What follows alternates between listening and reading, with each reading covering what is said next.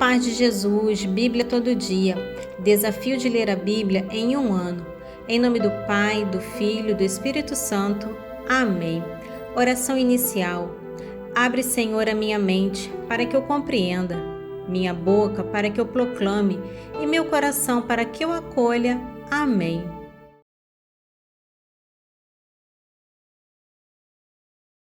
Esse trecho final do capítulo 23 do livro de 2 Reis narra a sequência da morte do rei Josias e o início de um período de rápido declínio para o reino de Judá, marcado pela sucessão de reis fracos e pela crescente interferência egípcia e babilônica.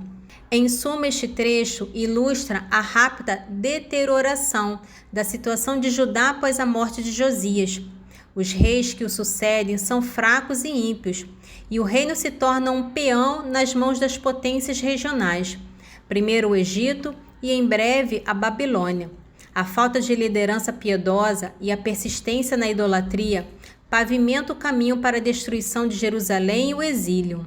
2 Reis, capítulo 23, dos versículos 31 ao 37.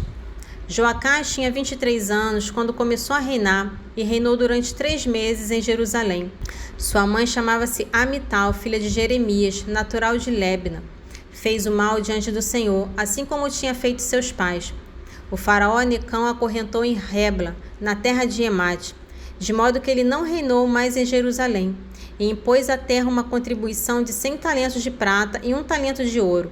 O faraó Necão estabeleceu Eliacim, filho de Josias, no trono, em lugar de seu pai Josias, e mudou-lhe o nome para Joaquim. Quanto a Joacás, foi levado para o Egito, onde morreu. Joaquim deu ao faraó a prata e o ouro exigido, mas para fornecer o peso estipulado, exigiu do povo, fixando a quantia que cada um devia pagar, e levantou essa contribuição de ouro e de prata para dar ao faraó Necão. Joaquim tinha 25 anos quando começou a reinar. Reinou durante 11 anos em Jerusalém. Sua mãe chamava-se Zebida, filha de Fadaias, natural de Aruma. Fez o mal aos olhos do Senhor, como tinha feito seus pais. O capítulo 24 de 2 Reis narra a ascensão do Império Babilônico como a nova potência dominante e a consequente queda e os primeiros exílios do reino de Judá, cumprindo as profecias de desgraça devido à persistente infidelidade do povo e de seus reis. Vai falar do reinado de Joaquim e a chegada dos babilônios. Também fala do primeiro exílio. Fala do reinado de Sedecias e a véspera da destruição final. Em resumo, este capítulo crucial marca o início do cativeiro babilônico, mostrando o cumprimento das profecias de juízo divino sobre Judá devido à sua persistente idolatria e desobediência, apesar das reformas de Josias. Os reinados curtos e ímpios de Joaquim e Sedecias, sob o domínio babilônico, selam o destino do Reino do Sul. 2 Reis, capítulo 24. Durante o reinado de Joaquim, Nabucodonosor, rei da Babilônia, subiu contra Joaquim, que se tornou seu vassalo por 3 anos. Depois revoltou-se contra ele. O Senhor mandou contra ele os bandos dos caldeus, dos sírios, dos moabitas e dos amonitas, e lançou-os contra Judá para o destruírem, conforme ele havia anunciado pela boca dos profetas seus servos. Isso aconteceu realmente por ordem do Senhor, para afastá-los de sua presença por causa dos pecados cometidos por Manassés, e por causa do sangue inocente que ele tinha derramado, chegando a inundar Jerusalém de sangue inocente. Por isso o Senhor não quis perdoar. O restante da história de Joaquim, seus atos e grandes feitos, tudo se acha consignado no livro das crônicas dos reis de Judá. Joaquim adormeceu com seus pais, e seu filho Joaquim sucedeu-lhe no trono. O rei do Egito cessou então suas expedições fora de sua terra, porque o rei da Babilônia se tinha apoderado de todas as possessões do rei do Egito, desde a torrente do Egito até o Eufrate. Joaquim tinha 18 anos quando começou a reinar. Reinou durante 3 meses em Jerusalém. Sua mãe chamava-se Noesta, filha de Eunatã, e era natural de Jerusalém. Fez o mal aos olhos do Senhor, como tinha feito seu pai. Foi nesse tempo que vieram os homens de Nabucodonosor, rei da Babilônia, contra Jerusalém e a sitiaram. Depois, Nabucodonosor veio pessoalmente diante da cidade, enquanto suas tropas a sitiavam. Joaquim, rei de Judá, foi ter com o rei da Babilônia, em companhia de sua mãe, suas tropas, seus oficiais e seus eunucos, e o rei da Babilônia o prendeu. Isso foi no 8º ano de seu reinado. E como o Senhor tinha anunciado, levou dali todos os tesouros do templo do Senhor e do palácio real, e quebrou todos os objetos de ouro que Salomão, rei de Israel, tinha mandado fazer para o santuário do Senhor. Levou para o cativeiro toda Jerusalém, todos os chefes e todos os homens de valor, ao todo 10.000, com todos os ferreiros e artifícios, só deixou os pobres. Deportou Joaquim para a Babilônia com sua mãe, suas mulheres, os eunucos do rei e os grandes da terra. Todos os homens de valor, em número de 7.000, os ferreiros e os artífices, em número de 1.000, e todos os homens aptos para a guerra. O rei da Babilônia os deportou para a Babilônia. Em lugar de Joaquim, o rei da Babilônia constituiu rei o seu tio Matanias, cujo nome mudou para Sedecias. Sedecias tinha 21 anos quando começou a reinar. Reinou durante 11 anos em Jerusalém. Sua mãe chamava-se Amital, filha de Jeremias, e era natural de Libna. Fez o mal aos olhos do Senhor, como tinha feito Joaquim. Assim aconteceu a Jerusalém e a Judá, porque o Senhor queria, em sua cólera, rejeitá-los de sua presença. Sedecias revoltou-se contra o rei da Babilônia. No capítulo 25, narra o desfecho trágico do reino de Judá, com a destruição de Jerusalém, a profanação do templo e o exílio final da maioria do povo para a Babilônia, cumprindo as profecias e pondo fim à linhagem real de Davi em Jerusalém. Também vamos ver o cerco e a queda de Jerusalém, a destruição de Jerusalém e do templo, o segundo exílio e o fim da linhagem real. Em resumo, neste capítulo é o ponto culminante da história da monarquia de Judá, detalhando a devastação de Jerusalém, o fim do templo e confirmando as consequências da desobediência a Deus. A breve esperança com Gedalias é frustrada e a concessão a Joaquim no final, embora um pequeno alívio pessoal não reverte o destino do povo. O livro de 2 Reis termina com Judá no exílio, aguardando a misericórdia de Deus. 2 Reis, capítulo 25. No 9º ano de seu reinado, no 10º dia do 10º mês, Nabucodonosor veio com todo o seu exército contra Jerusalém. Levantou seu acampamento diante da cidade e fez aterros ao redor dela. O cerco da cidade durou até o 11º ano do reinado de Sedecias. No 9º dia do 4º mês, como a cidade se visse apertada pela fome e a população não tivesse mais o que comer, fizeram uma brecha na muralha da cidade e todos os homens de guerra fugiram de noite pelo caminho da porta, que está entre os 2 muros, junto do jardim do rei. Entretanto, os caldeus cercavam a cidade. Os fugitivos tomaram o caminho da planície do Jordão. Mas o exército dos caldeus perseguiu o rei e alcançou nas planícies de Jericó. Então as tropas de Sedecias o abandonaram e se dispersaram. O rei foi preso e conduzido a Ribla, diante do rei da Babilônia, o qual pronunciou a sentença contra ele. Degolou na presença de Sedecias os seus filhos, furou-lhe os olhos e o levou para a Babilônia, ligado com 2 correntes de bronze. No 7º dia do 5º mês, no 19º ano de reinado de Nabucodonosor, rei da Babilônia, Nabuzardã, chefe da guarda e servo do rei da Babilônia, entrou em Jerusalém. Incendiou o templo do Senhor, o palácio real e todas as casas da cidade. E as tropas que acompanhavam o chefe da guarda demoliram o muro que cercava Jerusalém. Nabuzardã, chefe da guarda, deportou para a Babilônia o que restava da população da cidade, o que já se tinha rendido ao rei da Babilônia e todo o povo que restava. O chefe da guarda só deixou ali alguns pobres, como vinhateiros e agricultores. Os caldeus quebraram as colunas de bronze do templo do Senhor, os pedestais e o mar de bronze que estavam no templo e levaram o metal para a Babilônia. Tomaram também os cinzeiros, as pás, as facas, os vasos e todos os objetos de bronze que se usavam no culto. O chefe da guarda levou também os turíbulos e os vasos, tudo quanto era de ouro e tudo quanto era de prata. Quanto às 2 colunas, ao mar e aos pedestais que Salomão mandara fazer para o templo do Senhor, não se poderia calcular o peso do bronze de todos esses objetos. Uma das colunas tinha 18 côvados de altura, e sobre ela descansava um capitel de bronze de 3 côvados. Em volta do capitel da coluna havia uma rede e romãs, tudo de bronze. A segunda coluna era semelhante com sua rede. O chefe da guarda prendeu também o sumo sacerdote Saraias, Sofonias, segundo sacerdote, e os 3 porteiros.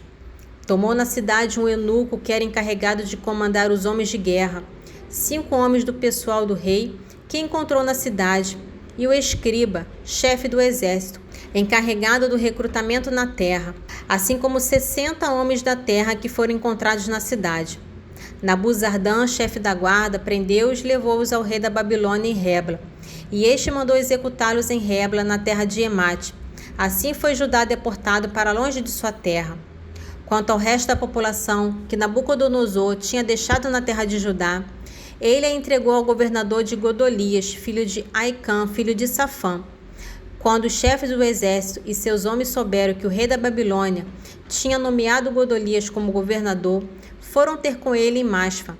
Eram os seguintes: Ismael, filho de Natanias, Joanã, filho de Careia, Saraias, filho de Tanalmede, de Netofa, e Gesonias, filho de Macate, eles e os seus homens.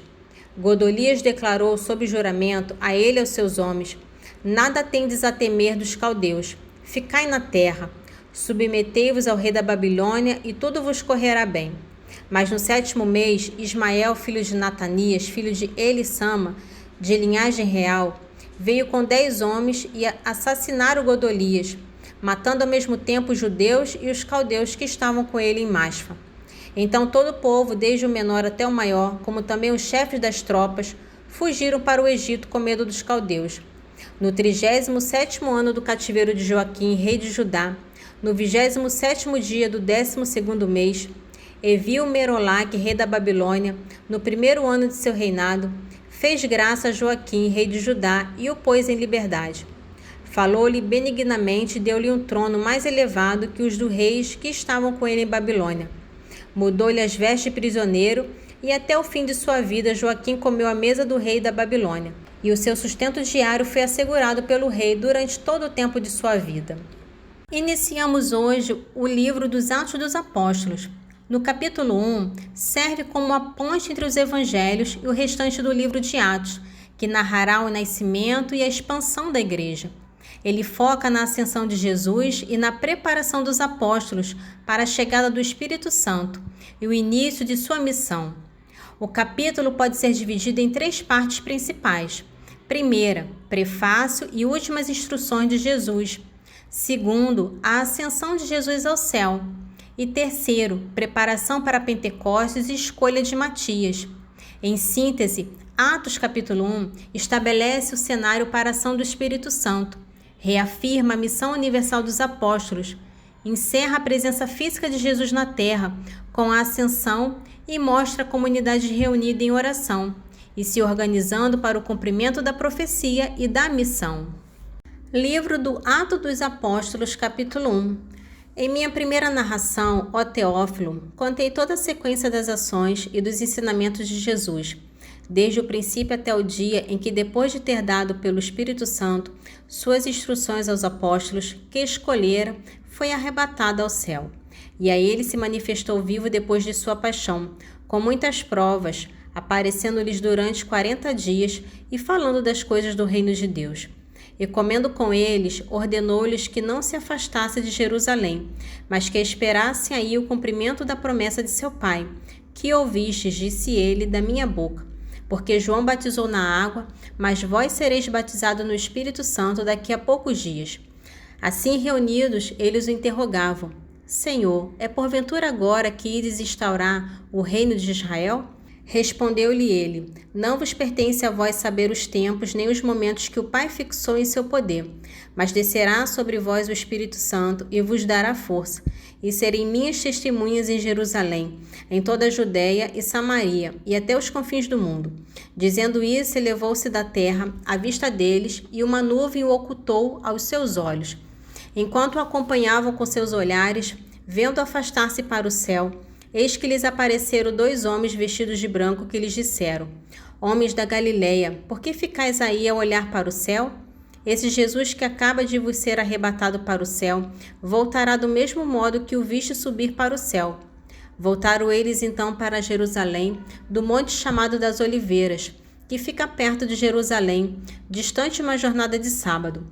Tendo entrado no cenáculo, subiram ao quarto de cima, onde costumavam permanecer.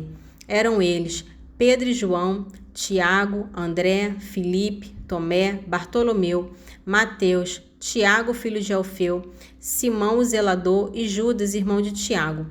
Todos eles perseveravam unanimemente na oração, juntamente com as mulheres, entre elas Maria, mãe de Jesus, e os irmãos dele. Em um daqueles dias levantou-se Pedro no meio de seus irmãos, na assembleia reunida que constava de umas 120 pessoas, e disse: Irmãos, convinha que se cumprisse o que o Espírito Santo predisse na Escritura, pela boca de Davi, acerca de Judas, que foi o guia daqueles que prenderam Jesus.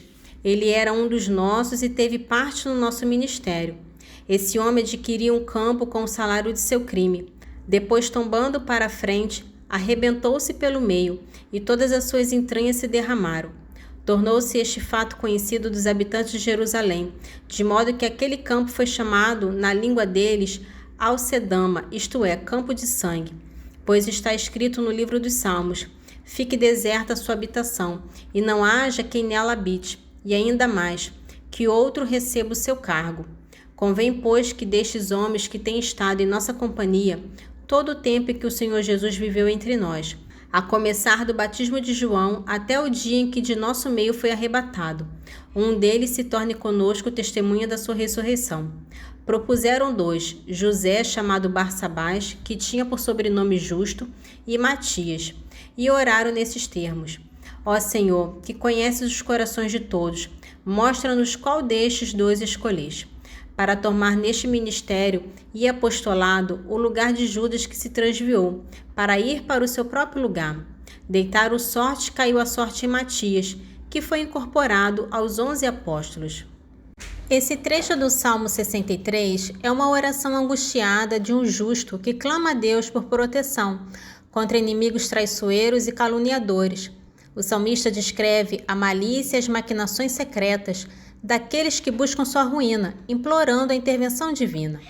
O salmista conclui com a observação de que eles planejam crimes e ocultam seus planos, e que a profundidade de sua maldade é insondável, no espírito e coração de cada um deles. Isso sublinha a astúcia e a profundidade da perversidade de seus inimigos. Salmo 63, dos versículos 2 ao 7. Ouvi, Senhor, minha lastimosa voz. Do terror do inimigo, protegei a minha vida. Preservai-me da conspiração dos maus. Livrai-me da multidão dos malfeitores. Eles aguçam suas línguas como espadas. Desferem como flechas palavras envenenadas, para tirarem do esconderijo sobre o inocente, a fim de feri-lo de improviso, não temendo nada. Obstinam-se em seus maus desígnios, consertam as ocultas como armar seus laços, dizendo: quem é que nos verá? Planejam crimes e ocultam seus planos. Insondáveis são o espírito e o coração de cada um deles. O trecho de sabedoria continua a reflexão sobre a verdadeira dignidade e a recompensa divina da virtude, contrastando-a com a ilusão de felicidade que a descendência numerosa, mais ímpia, pode aparentar. O foco principal é a morte prematura do justo e como ela é, na verdade, um sinal de graça e proteção divina, não de maldição. Quando a virtude é praticada, ela é imitada e serve de exemplo, e em sua ausência é lamentada. No dia do juízo, sua coroa será a glória, e a vitória de sua vida virtuosa será demonstrada para sempre. O texto enfatiza que a verdadeira velhice não é a idade avançada, mas a vida irrepreensível, sem mácula. A sabedoria é vista como cabelos brancos, e uma vida imaculada como velhice perfeita. Sabedoria, capítulo 4, dos versículos 1 ao 9. Mais vale uma vida sem filhos, mais rica de virtude. Sua memória será imortal, porque será conhecida de Deus e dos homens. Quando está presente, imito-na. Quando passada, deseja-na. Ela leva na glória uma coroa eterna, por ter triunfado sem mancha nos combates. Mas para nada servirá, ainda que numerosa, a raça dos ímpios, procedendo de renovos bastardos, não estenderá raízes profundas, não se estabelecerá numa base sólida. Ainda que por algum tempo estenda seus ramos, estando instavelmente assentada, será abalada pelo vento e pela violência da tempestade, será desarraigada. Os galhos serão quebrados antes do desenvolvimento. O fruto deles será inútil, verde demais para ser comido e impróprio para qualquer uso, porque os filhos nascidos de uniões ilícitas serão no dia do juízo testemunhas a deporem contra seus pais. Quanto ao justo, mesmo que morra antes da idade, gozará de repouso. A honra da velhice não provém de uma longa vida, e não se mede pelo número dos anos, mas é a sabedoria que faz as vezes dos cabelos brancos. É uma vida pura que se tem em conta de velhice. Oração final. Senhor, te louvo e agradeço, porque deixastes tua palavra viva no meio de nós. Que as tuas palavras fiquem guardadas em meu coração e que eu seja testemunha viva do vosso Evangelho. Amém. Em nome do Pai, do Filho e do Espírito Santo. Amém.